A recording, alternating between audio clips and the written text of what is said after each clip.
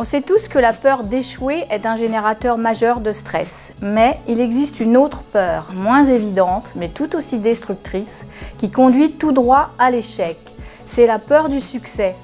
Et oui, on fait tout pour atteindre son objectif, on se donne à fond, on progresse, on y est presque, et soudain, juste au moment de remporter la victoire, l'énergie s'en va, on piétine, et le succès mérité et escompté se transforme en ratage.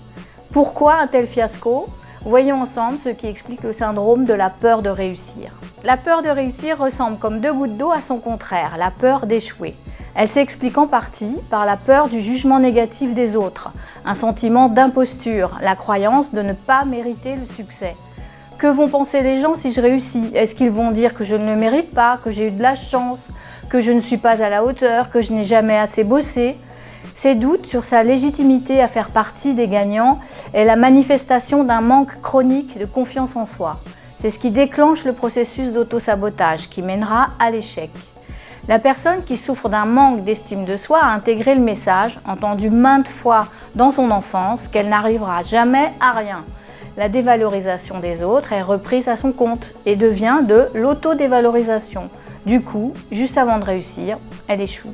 Réussir un concours ou un examen, valider un diplôme, implique forcément une nouvelle orientation dans sa vie et la résistance au changement peut également expliquer la peur du succès. Passer de la vie de lycéen à la prépa ou à la fac, quitter le confort relatif de la vie étudiante, devoir trouver un job, abandonner une situation qu'on connaît bien, qu'on maîtrise pour se lancer dans l'inconnu provoque des interrogations. Est-ce que j'en ai vraiment envie? Est-ce que je vais avoir encore du temps pour voir mes amis? Est-ce que je ne me suis pas trompée de voie? Quel va être mon avenir? Toutes ces interrogations sur les nouvelles responsabilités à assumer provoquent une forte angoisse et un blocage. La peur du changement va souvent de pair avec la peur de la séparation. Réussir son objectif, c'est mettre fin à un cycle, c'est se séparer de ses copains, dire adieu à son adolescence, et ce n'est pas toujours facile. Aussi étrange que cela puisse paraître, réussir peut déclencher chez certains une forte culpabilité. Tout se passe comme s'ils n'avaient inconsciemment pas le droit de réussir, comme s'ils ne s'autorisaient pas à faire mieux que leurs parents, qui eux n'ont pas fait d'études. Il n'est pas simple d'assumer d'être différent des autres membres de sa famille, de sortir du lot, de devenir important. Cela peut créer de la culpabilité et la crainte d'être rejeté par ses proches, voire même de ne plus être aimé par sa famille ou ses anciens amis, parce qu'on est en décalage par rapport à son milieu d'origine. Dès que la peur surgit, revenez à la base, reformulez votre objectif, pensez à tout le chemin que vous avez parcouru, à tous les efforts que vous avez fournis pour en arriver là. Faites un tableau avec deux colonnes, d'un côté les avantages de la réussite et de l'autre côté les inconvénients.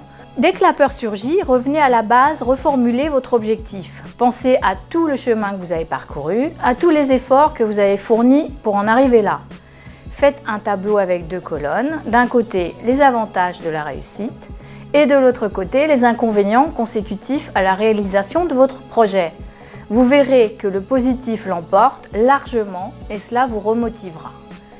Éliminez les auto-prédictions négatives, les phrases du genre « c'est foutu, c'est trop tard, j'y arrive plus, tant pis, je redouble ». Car on sait bien qu'en anticipant une situation négative, on la crée de toutes pièces.